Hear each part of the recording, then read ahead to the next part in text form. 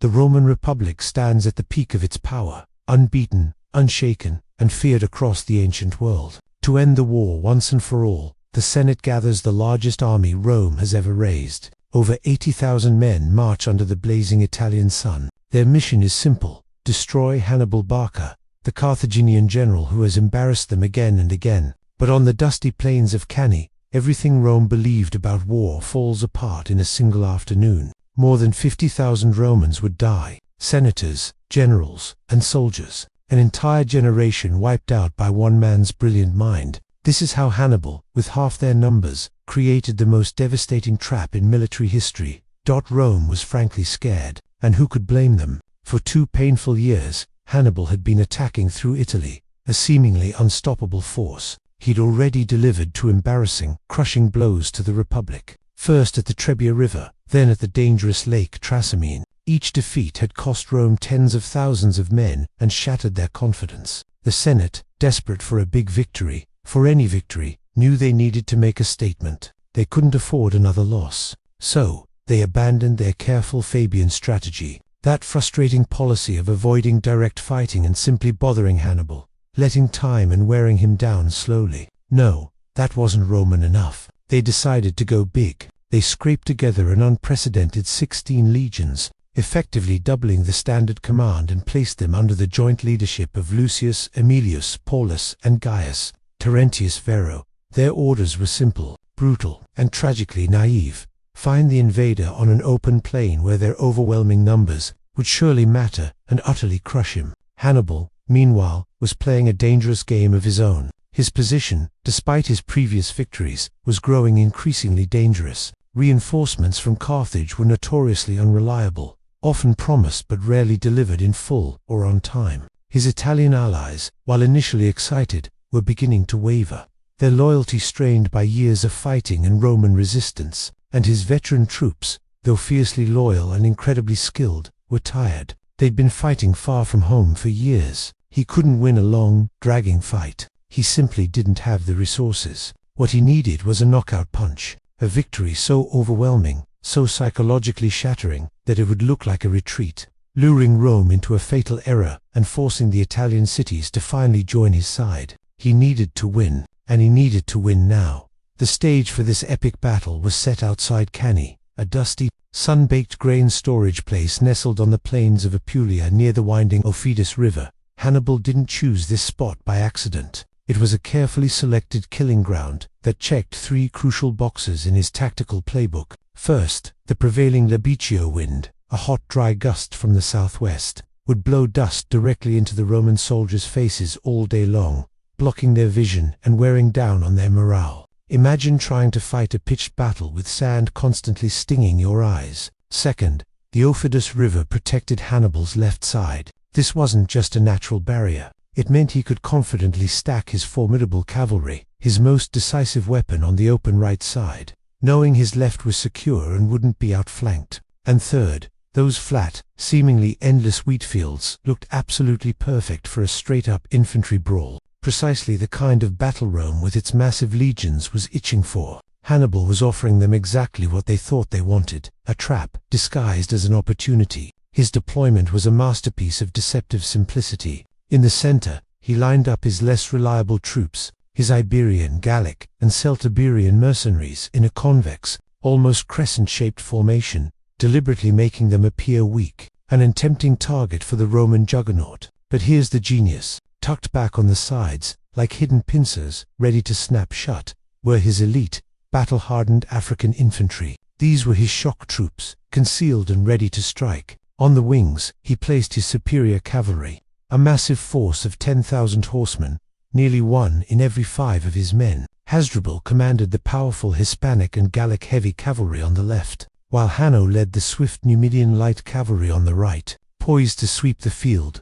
Rome, meanwhile, copied the textbook. They deployed their legions in their traditional, unimaginative fashion, heavy infantry massed deep in the middle, cavalry on the edges. They believed their sheer numbers and the crushing weight of their legionaries would simply bull-rush through Hannibal's center, ending the war by lunchtime. They packed their infantry deeper than ever before, creating an enormous, unwieldy block of humanity. They underestimated everything. Hannibal's innovative tactics, the flexibility of his multinational force, and critically, the decisive power of his cavalry. Their reliance on brute force, a tactic that had served them well against less cunning foes, was about to become their undoing. When the Roman consuls gave the order to advance, their legions moved forward, a formidable, disciplined wave of iron and fury. They saw Hannibal's center, those Gauls and Spaniards, and it looked like an easy target. But then something strange happened. Hannibal's central troops, instead of holding their ground, stepped forward,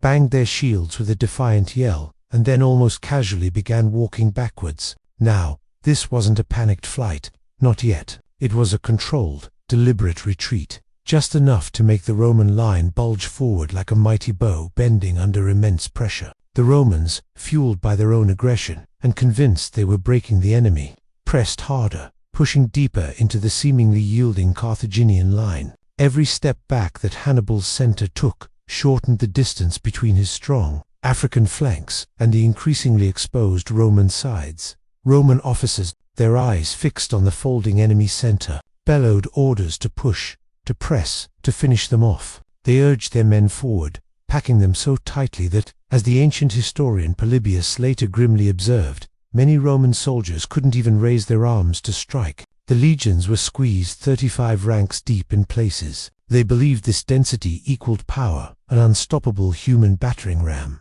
But in reality, they were doing precisely what Hannibal wanted. They weren't building momentum. They were building their own cage, sealing their own fate with every triumphant step forward. Their overconfidence, their rigid adherence to traditional tactics, made them blind to the subtle, deadly shift in the battlefield's geometry. They were so focused on the perceived weakness in front of them that they completely missed the powerful jaws closing on either side. While the Roman infantry was being drawn deeper into the trap, the real action was unfolding on the wings. The cavalry fight, often a drawn-out affair, ended almost before the roar of the infantry clash had truly begun. On the Roman right, Hasdrubal, leading his heavy Hispanic and Gallic horse, utterly routed the Roman cavalry, who was simply outmatched and outmaneuvered. But here's where Hannibal's brilliance and Hasdrubal's discipline truly shone. Instead of the typical pursuit, chasing fleeing enemies off the field for glory, Hasdrubal executed a critical, game-changing pivot. He didn't chase. He reformed his cavalry, galloped swiftly across the rear of the Roman lines, and then slammed into the Latin allied cavalry on the Roman left, who were already struggling against Hanno's Numidian. The combined Carthaginian cavalry force utterly annihilated them, sending them scattering in panicked flight. With the Roman flanks completely exposed and their cavalry routed, Hasdrubal didn't pursue. He reformed his triumphant horsemen once more, and then in a move that sealed Rome's doom charged directly into the Roman rear. At this precise, terrifying moment, the entire battlefield transformed. In the center, the Romans, drunk on their apparent success, were still blindly crawling forward, convinced they were winning, as Hannibal's Gauls continued their controlled retreat. But then the elite African heavy infantry, positioned like coiled springs on the flanks, wheeled inward with chilling precision, like massive doors slamming shut. Simultaneously, Hasdrubal's cavalry crashed into the Roman rear. In mere minutes, the vast, once proud Roman army was not just surrounded,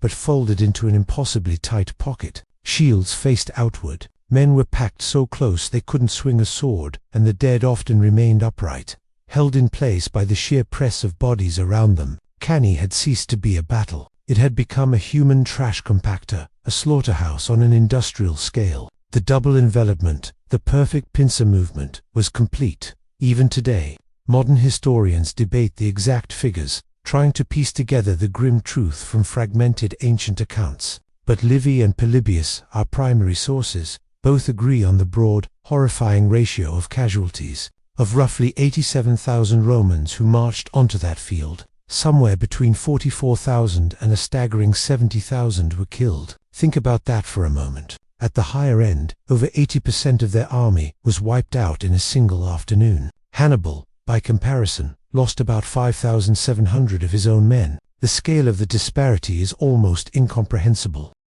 The human cost was equally devastating. 70 senators, a huge portion of Rome's political elite, perished. 29 military tribunes, the backbone of their officer corps, fell, and both consuls, the supreme commanders of the Republic, died on the same afternoon. Rome would of course suffer other defeats in its long and bloody history. Another half-dozen battles where losses were heavy. But never again, not once, would an entire generation of its political and military class be wiped out in a single engagement. The impact was not just military but societal, political and psychological. The phrase "to win a Cannae" still echoes through military academies and history books today. It means more than just a victory. It signifies an annihilation so complete, so utter, that the enemy ceases to exist as a coherent fighting force. It's a term reserved for the most devastating and decisive triumphs, a testament to Hannibal's unparalleled tactical genius and Rome's catastrophic misjudgment. After such an earth-shattering victory, the question invariably arises: if Hannibal could win so decisively, so completely, why didn't he simply roll down the Via Appia and knock on Rome's gates? Why didn't he march on the capital and finish the war right then and there? It's a question that has puzzled historians for millennia, and the answer, like so much in warfare, boils down to cold, hard logistics and the indomitable spirit of Rome itself. First, the practicalities. Hannibal simply didn't have the tools for a successful siege. He had no heavy siege engines, catapults, rams, siege towers necessary to breach the formidable walls of a city like Rome. He had no secure port to guarantee a consistent flow of supplies and reinforcements from Carthage, and without that, besieging a massive city for months would have been an act of suicidal folly. He couldn't risk his army starving outside a hostile capital while awaiting unreliable shipments across the sea, dominated by Roman naval power. His genius was on the open battlefield, not in the slow, grinding warfare of a siege. More importantly, Rome refused to blink. In the face of utter catastrophe, the Senate displayed an astonishing, almost defiant resilience. Instead of giving up, they doubled down. They forbade public mourning, fearing it would show weakness and sap morale. They immediately set about raising new legions, drawing on every able-bodied man, even slaves and teenagers, demonstrating their unwavering resolve. They returned to the very Fabian strategy they had so scornfully abandoned, a strategy of delay, of attrition, of avoiding direct confrontation while slowly rebuilding their strength. Hannibal's genius, extraordinary as it was ultimately battlefield, not political. He had hoped that Cannae would be the shock that finally broke Rome's network of Italian allies, inspiring them to revolt en masse and join his cause. But instead, Cannae shocked many Italian cities into neutrality rather than outright rebellion. They saw Rome's capacity for endurance, its refusal to surrender, and decided that switching sides might just mean exchanging one powerful master for another, potentially more precarious one. So Hannibal roamed the south of Italy for another 14 long years, winning skirmishes, causing havoc, but never quite forcing the knockout blow that would end the war. He could win battles, yes, but he couldn't win the war of attrition against a state that simply refused to acknowledge defeat. The Battle of Cannae isn't just a historical footnote. It's a living lesson, a cornerstone of military education. Every modern staff college from West Point in the United States to Sandhurst in the UK walks its cadets through the intricate details of Cannae. Why? Because it remains the cleanest, most devastating example of a double envelopment ever conceived and executed. It teaches timeless principles: how to use terrain to fix an enemy, how to bait them into overcommitting their forces, how to perfectly time a flanking strike, and how to finish with decisive cavalry action. The German Field Marshal Alfred von Schlieffen, architect of the infamous Schlieffen Plan for World War I, openly copied Hannibal's blueprint, attempting to achieve a similar encirclement on a grand strategic scale. Decades later, during Operation Desert Storm, General Norman Schwarzkopf cited Cannae as a key inspiration for his left hook maneuver, which utterly decimated the Iraqi army. The real takeaway from Cannae isn't about the sheer numbers, though they are staggering. It's about elasticity versus rigidity. Hannibal understood that military strength isn't just about brute force, it's about flexibility, deception, and exploiting the enemy's weaknesses, especially their pride and predictable tactics. He stretched Roman aggression, allowing their rigid, overconfident push to draw them deeper and deeper into his trap, until their own momentum became their undoing. He stretched them until their lines snapped back, not just metaphorically, but literally, strangling them in their own tightly packed formation. It's a brutal, brilliant lesson in how brains can outfox brute size, a lesson that continues to shape military thought even today. If you enjoyed seeing how pure tactical genius can outfox brute size and change the course of history, then make sure you hit that subscribe button and tap the bell. There are plenty more commanders who turn the odds inside out, waiting to be discovered. Drop a comment below telling me which underdog battle you'd like me to break down next. And don't forget to check out the playlist for more ancient tactics that still shape modern wars.